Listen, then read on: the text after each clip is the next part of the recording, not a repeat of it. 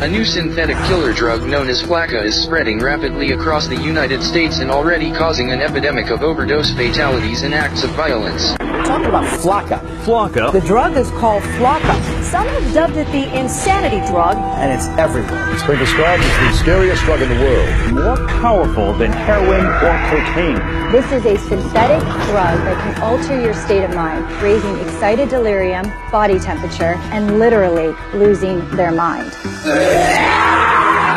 They're all experiencing like superhuman kind of strengths. Or it takes 6 policemen to hold them down. That's a problem. Psychotic breakdowns, hallucinations, aggressive, violent behavior, Cannibalism and self-mutilation. indiscriminate violence. When Flakka takes over, We are living in the context of the end of the age.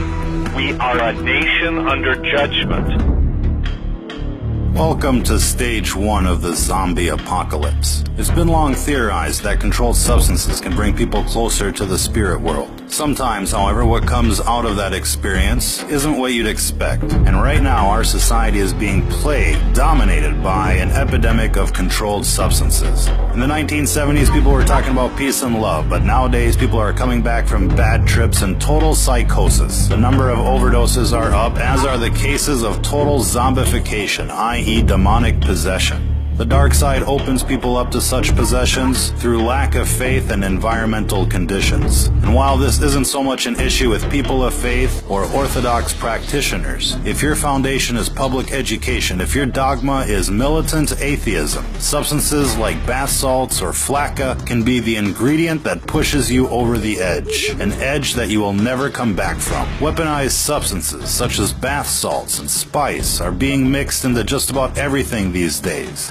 E-cigarettes, chocolates, party drugs, with the intended purpose of fucking you up permanently. These are not the days to be experimenting with new things. These are not the days to be a party kid. Nefarious agendas are at play, and just about everything out there these days is being spiked with chemicals to do you in. This recent craze of legal highs, for example, has become epidemic in proportion. Coupled with the outbreak of pharmaceutical abuse, heroin abuse, meth abuse, this all has the potential to doom an entire generation like never before. Our message is clear. Don't be a guinea pig. Whatever is out there circulating on the streets these days is experimental in nature. Cities are receiving experimental batches so that the effects can be recorded and analyzed. Now, we'd like to think that most of you out there have the common sense to avoid these types of substances. But if not, let this be a fair warning to you. If what you're into is not 100% natural, if your surroundings and mental state is not 100% positive,